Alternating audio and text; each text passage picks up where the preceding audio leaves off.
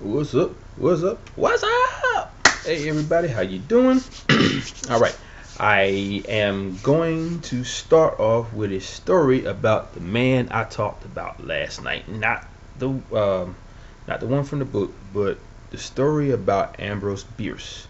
I'm saying it right this time. I actually had to listen to a recording of a lecture that someone gave that was on YouTube of where they mentioned his name because they was going to talk about some of his literature. And his last name is pronounced Bierce, which I did get right the first time, but it just, for me, it just didn't sound right in my head. So I was right the first time, so that's good.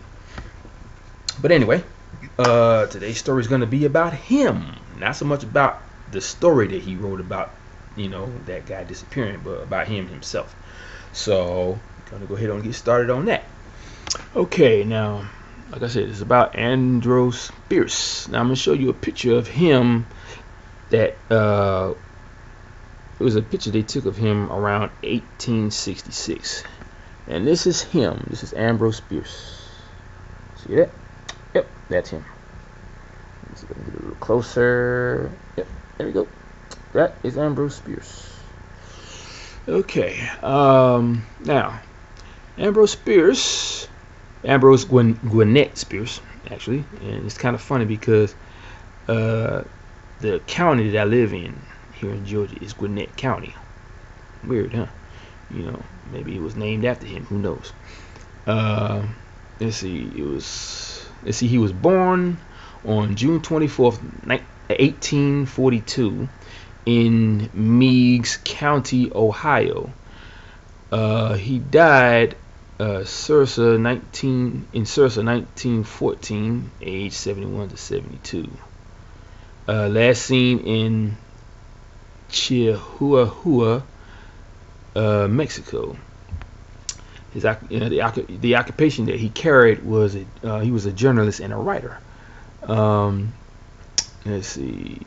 The literary movement that he was in was realism. He had notable works called Chickamauga,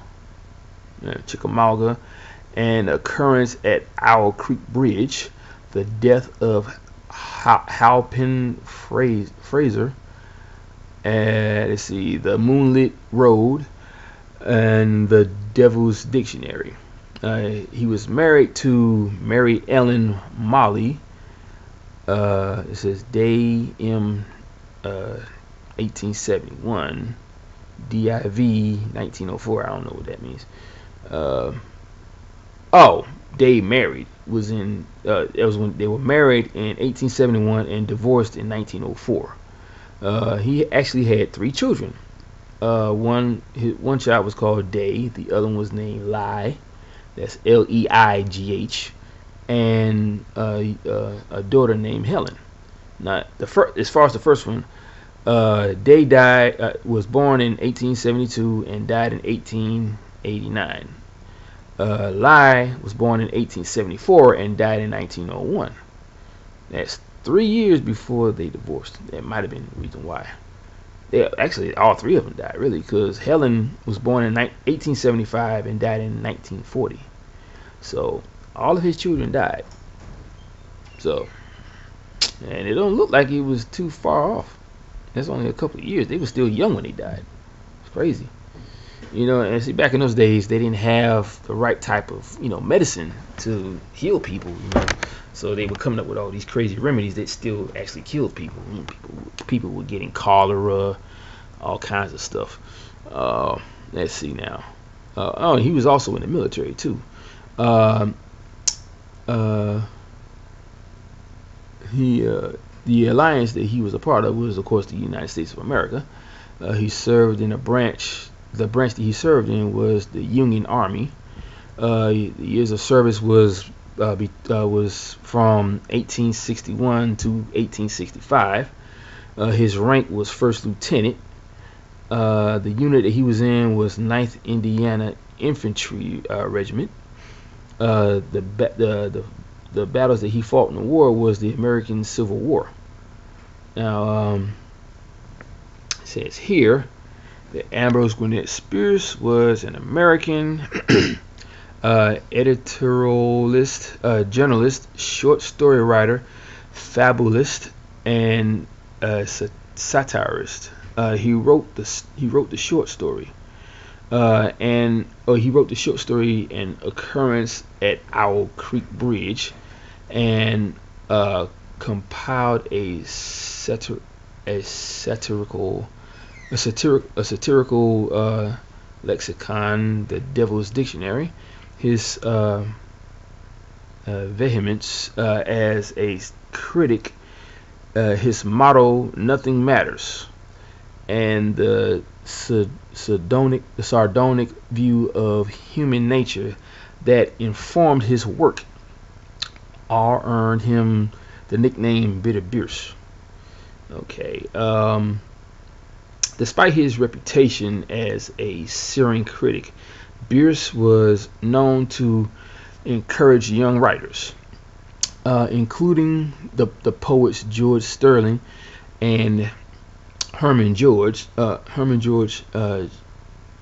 me see. I think it's Sheffauer. It's a weird name.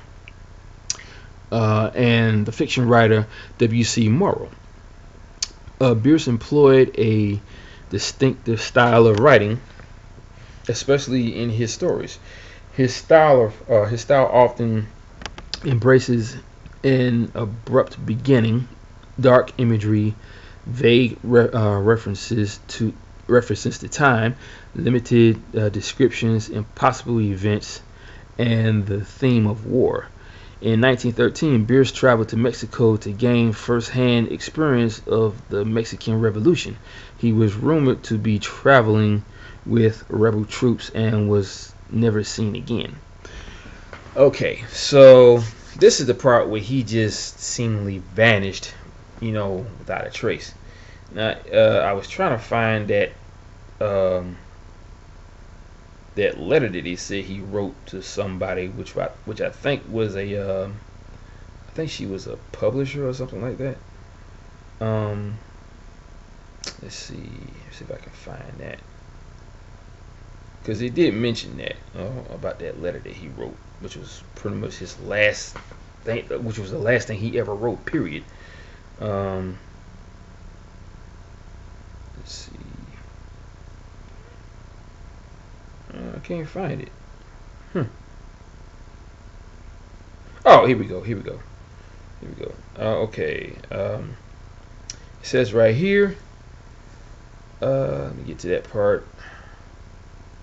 Okay, in October 1913, Bierce, then age 71, departed from Washington D.C.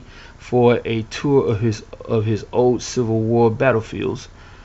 By December, he had passed through Louisiana and Texas, crossing by way of El Paso into Mexico, which was in the throes of revolution. In Ciudad Juarez, he joined Pancho Villa's army as an observer, and in that role he witnessed the Battle of Tierra Blanca. Bierce is known to have accompanied Villa's army as far as the city of Chihuahua. His last known communication with the world was a letter he wrote there to Blanche Partington, a close friend dated December 26, 1913. After closing this letter by saying, "As to me, I leave here tomorrow for an unknown destination," he vanished without a trace. His disappearance becoming one of the most famous in American literary history. Skeptic Joe Nickell argued that no letter had ever been found. All that exists was a notebook belonging to his secretary and companion, Carrie Christensen, containing a rough summary of a purported letter and and her statement that the originals had been destroyed. Huh. Let's see. There was an official investigation by U.S. consular officials of the disappearance of one of its citizens. Some of Villa's men were questioned at the time of his disappearance and afterwards with contradictory accounts. Pancho Villa's representatives in the U.S., Felix A. Sommerfeld, was contacted by U.S. Chief of Staff Hugh L. Scott, and Sommerfeld investigated the disappearance. Bierce was said to have been last seen in the city of Chihuahua in January. Oral tradition in Sierra Majada and Coahuila, documented by a priest named James Leonard, states that Bierce was executed by firing squad in the town cemetery there. However, Nickel finds this story to be unreliable. He quotes Bierce's friend and biographer Walter Neal as saying that Bierce had not written for some time, was suffering from serious asthma, and had been severely critical to Pancho Villa. Neal concludes that it would have been highly unlikely for Bierce to have gone to Mexico and joined Villa. Let me see. All investigations into his fate having proven fruitless, and Nickel concedes that despite a lack of hard evidence that Bierce had gone to Mexico, there is also none that he had not. Therefore, despite an abundance of theories, including death by suicide, he remains shrouded in mystery. His end remains shrouded in mystery. Yeah, that was a pretty big story about him, and the fact that he just up and just vanished. Now, in order to cover up the fact that he just vanished without a trace, they came up with all these stories about him being executed by members of the Pancho Villa military or whatever else, or maybe I guess maybe the people from the revolution. I don't know, but his death is basically a mystery, or his disappearance rather is a complete mystery, because nobody knows what happened to him, and nobody has any answers. Not even Pancho Villa had any answers. Now, if they wanted to take the credit for him disappearing and say that they executed him, where's the body? Now, that's all I got to say about that. Where's the body if he disappeared? But the man was real famous for his stories. They were short, but they were good. And like they said, he started off with some craziness, and then he ended with some craziness. But it was always unfinished. But it would be so short, it would look like it's gonna continue, but it would just stop. But yeah, this the story about him is crazy, as far as the part where he just vanished, without a trace. But other than what I read, that's really all the information they got on that. Because at that point in time, he was just a man that joined the military. He was in there for about, I think it said 2 years, and he lived his life, and all of a sudden he's telling a friend of his that he was going to go on a journey that he can't come back from, So now maybe that was, if he was executed, maybe it was his last wish to write a friend a letter saying that he's going on a journey he can't return from, and that journey might be the journey to heaven after they shot him to death.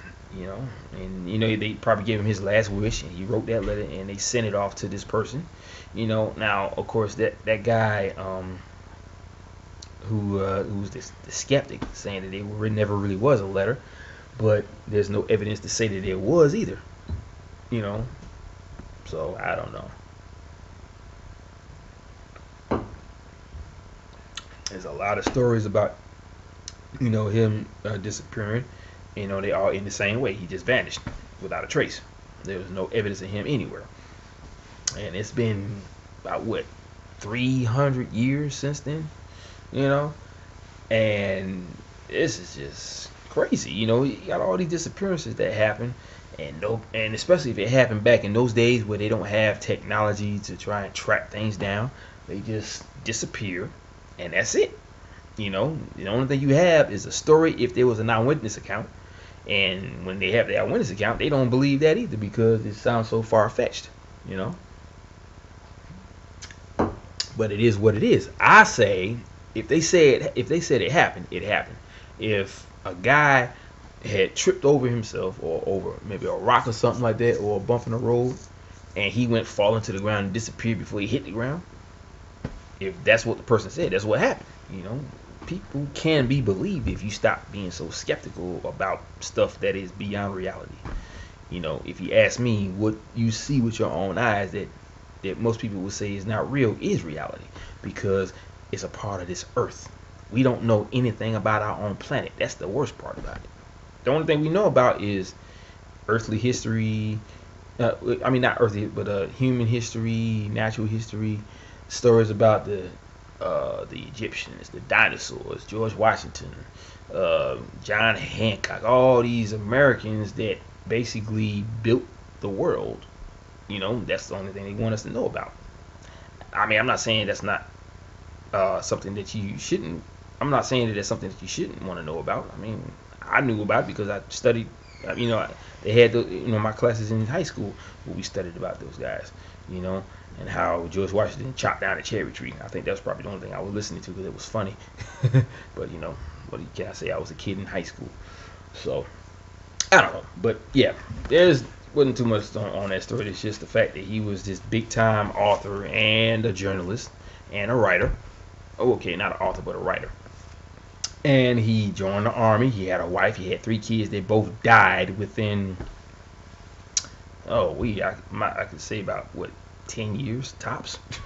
Because one child was born in like the 1870s and he died in 1889 or some shit like that. Crazy, man. Let me see. Yeah, he had he had 3 kids. One was born in 1872 and died shortly after in 1889. The other one was born in 1874 and died in 1901. So that's still not too far away. One was born in 1875 and died in 1940. It was almost like they died back to back. So you got from 72 to 89. That his child was they were all still kids before they died, and that's crazy. But see, back in those days, they didn't have the type of medicine to cure or heal people. So they just said they did what they could and they just let them die. Nobody really was safe back in those days, especially when it came to famine. But like I said, it is what it is. But anyway, I was going to read you another story, and I normally try to save the double whammies for Friday, but I figured since this is only like an 18-minute video, I figured I'd add another one to it. Now, this story that I'm reading to you right now is about Lawrence Andrews Jr. He went missing on January 1st, 1998, at 2 a.m. in New York. He was 22 years old when he disappeared. Okay, this is another case where retired New York police detective Kevin Gannon was the supervising law enforcement officer working the case. He chronicled this incident in the book case studies in drowning forensics. Readers may not realize how unusual it is for law enforcement officers to pursue facts in a drowning case when most most would simply chronicle the event and walk away. Detective Gannon didn't go the extra mile on these events. He went the extra 1,000 miles. He realized that there was something extremely unusual about these young men's deaths, and took it to its logical conclusion. Without Gannon taking interest in finding the truth, the facts he exposed would be forever lost. Lawrence Andrews Jr. was known to friends as Larry. Larry out of Lawrenceville. I mean Lawrenceville. I mean Lawrence. The town I live in is Lawrenceville, so that's probably the reason why I said it. But anyway, it's kind of close to it. But anyway, let's see. He and a handful of buddies traveled by train from Brewster, New York, 45 miles north of New York City, to NYC for a New Year's night of drinking and partying.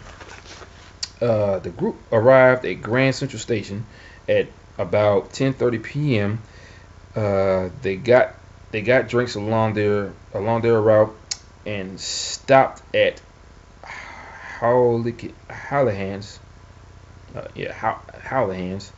Just before they entered the mass of humanity from the New Year's Eve celebration.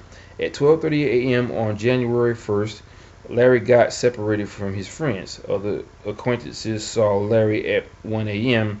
inside the Grand Central Station terminal, and still others saw him walking west on 42nd Street, somewhere between 2 a.m. and 2:30 a.m.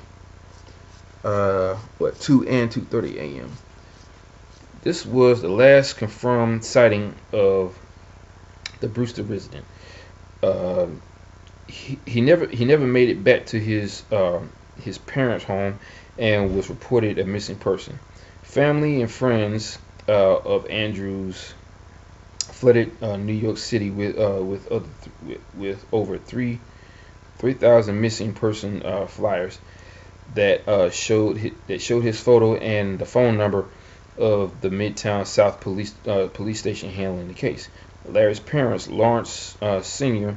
and Susan, were immediately involved in the search and had walked his path in an effort to understand where he might have gone. There were no clues as to Larry's location until a jogger spotted a body at 7 a.m. on February 12, 1998, 500 feet east of the 69th Street Pier in the East River, directly adjacent to the Owl's Head water pollution control plant near Shore Road. The case now went to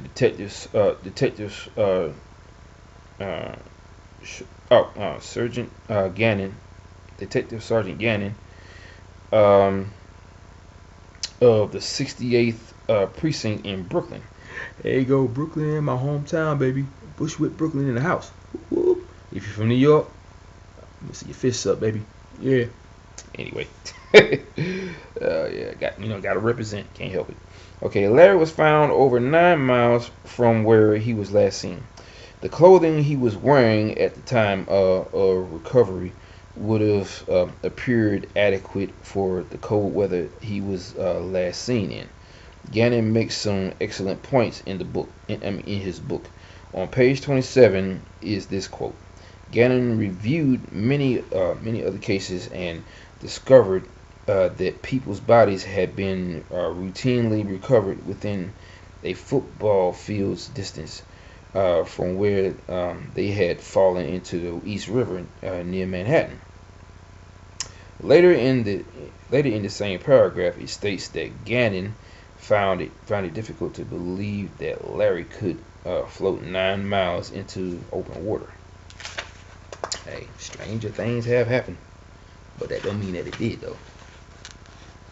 Okay, the coroner report that Larry had a blood alcohol level of 0.19%. Larry was 6'3", and it was the opinion of Gannon that this level of alcohol intoxication would not be excuse me, yawning again, would not be debilitating. He also explained that some level of alcohol is produced by the body after death. I heard him say that before, but good grief. A human body that produces alcohol.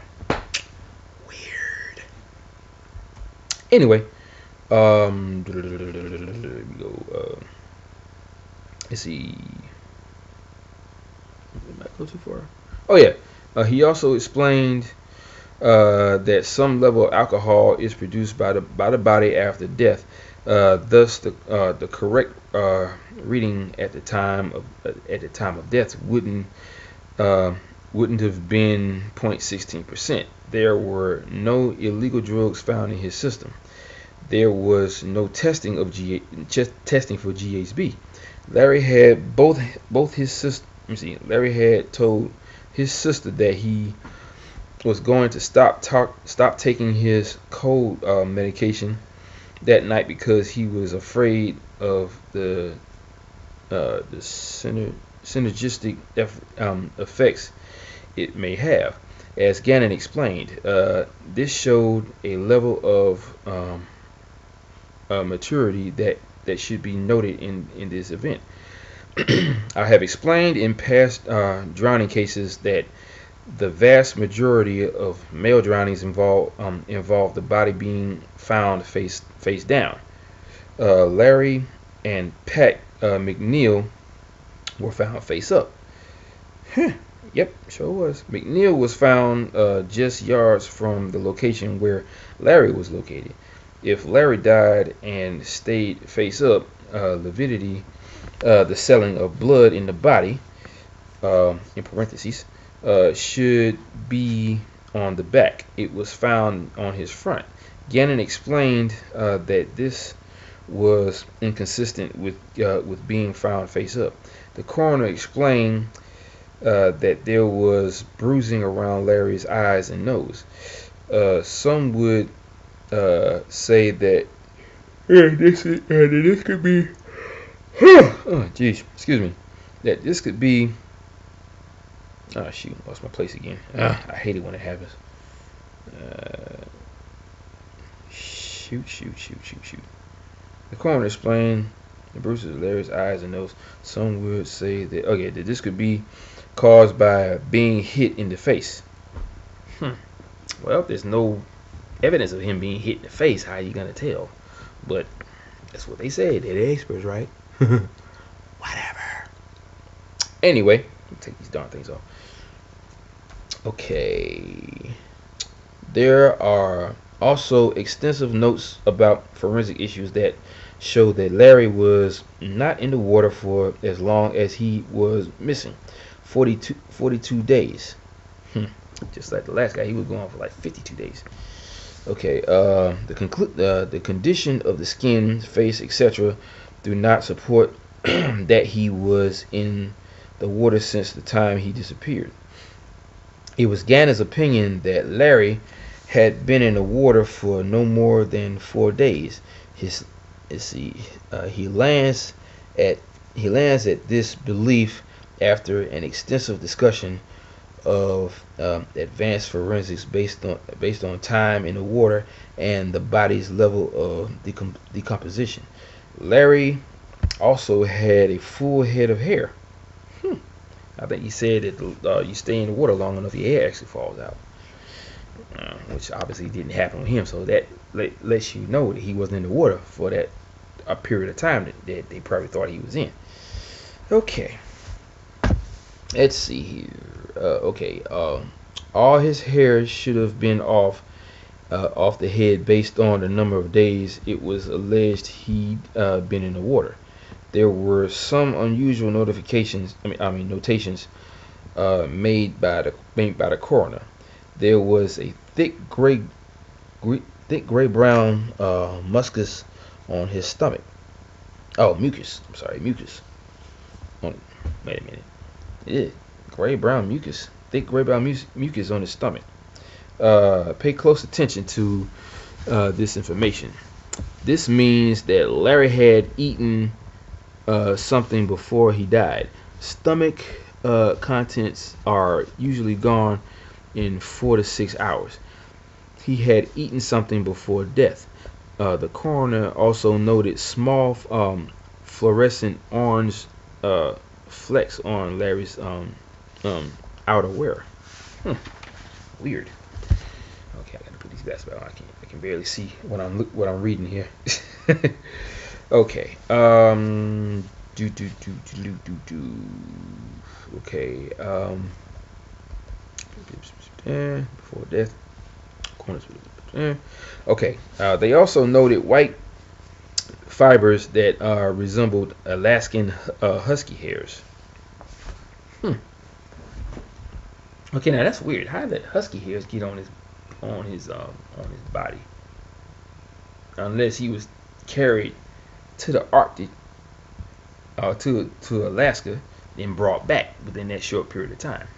Maybe he was transported there through a wormhole, maybe, or was teleported somehow. Who knows? Okay, let's see. McNeil and Larry started their journeys 3 miles apart, yet ended up in the water yards apart. Pat McNeil and Larry were oh jeez, come on now. Larry were very similar in physical size. At the end of Gannett's chapter about Larry, he makes some very strong statements. On page 35 of his book is this: given all of this, we posit that Larry's death was not an accidental drowning. He was abducted on 42nd Street, beaten and held for a period of time, murdered and transported to Owl's Head Water Pollution Control Plant, where he was placed in the water to create the appearance of an accidental drowning. Larry Andrews Jr. was placed in the same location as Pat McNeil to taunt local law enforcement. It should be noted that the New York City Medical Examiner's Office initially refused to give autopsy photos to Larry's family or to Detective Gannon. They were finally given access, yet were not given authority to allow the public to view them. I'm like, if these are photos of their son, I'm reporting it to the media. I don't give a fuck what you talking about. This is my son, not yours. So you don't tell me what not to do with the photos of my son. That's what I'd be saying at that point, because that's just stupid. That's ridiculous. You can't tell me what to do. You ain't my father or my boss. So you need to take your ass back to hell or some shit. Excuse my French, guys. But, stuff like that kind of just pisses me off, how these law enforcement and the National Park Service are not giving the parents any headway on what happened to their child. And the police department gonna sit up there and try to tell you that you can't show this to the public. I can show it to whoever the heck I want. It's my son. So these are my photos now, so I'm gonna do it with it regardless. And they probably didn't, but I would have done it anyway. That's just me. But anyway. Okay. I gotta lose my place again. Okay. Okay. Medical examiners classified Larry's death. How are you gonna classify someone's death? That's just wrong in all cases. Okay. The medical examiner classified Larry's death as classified his death as as a drowning and claimed he had been in the water since his disappearance. How many times have you now read that coroners have stated that the body of the missing person had been in the water since the person went missing? The real question: how many of these cases, which didn't go through a detailed analysis like Larry's, were actually in the water that entire time. On the website, Footprints at the River's Edge was a story about Larry and his family. Police have theorized he went into the Hudson River and the tide carried him to Brooklyn. He never got to Times Square, said his father, Lawrence Sr. As soon as he left, here we go with that name again. Hallahans. Okay. As soon as he left Hallahans, he disappeared. There was no reason to walk to the water all the way to the west side. I think he met up with somebody. You gotta stop yawning. It's funny that he just disappeared off the face of the earth. A February 13th, 1998 article in the New York Times noted the similarities in the cases. The case resembles that of Patrick McNeil, 21, a Fordham University student from Port Chester, New York, who disappeared in February of 1997 after a night of drinking with friends. Mr. McNeil's disappearance. No, it's a typo. They put 2 L's instead of 1. Okay, McNeil's disappearance also touched off a massive search effort across the city. He too was found drowned, floating in the same waters off Bay Ridge. The police said that the similarities appeared to be a coincidence. That's a darn lie. That's a very big coincidence if it happens to every single person that disappears like that. Okay, Andrew's family hired a retired detective to look at the facts of the case. The New York Daily News ran a story on June 7th, 1998, that related what the investigator found. Private investigator Gil Alba, a retired detective working for the Andrews family, said it was unclear whether Larry drowned in the Hudson or the East River. I went along 42nd Street from river to river, talking to people in bars, Alba said. I checked his background for drug use, gambling debts, cult, or gang influence. I know this kid. I know this kid inside and out. I know this kid inside out, and I can't find anything. Yeah, that alone was another crazy one, because we got a kid who just vanished without a trace, but later on was found in the river, like all the others, and the markings on the body don't make any sense, because it only showed that he was in the water for 3 or 4 days when Gannon himself did, the investigation. But the coroner's office, they're so stupid, they went saying that he's been in the water around the same amount of time he's been missing, which is a darn lie. Just like the other guy, where they found flies in his groin. He can only get that when you're on land, so that means he died before he even hit the water. Now, how this young man died, something killed him and placed him in the water. And he ended up in the Hudson River in Brooklyn. So, all I'm saying is that these stories are crazy, people. They're very crazy. Mainly because of the fact that everybody looks for proof. Everybody looks for the right kind of evidence to say this is what happened.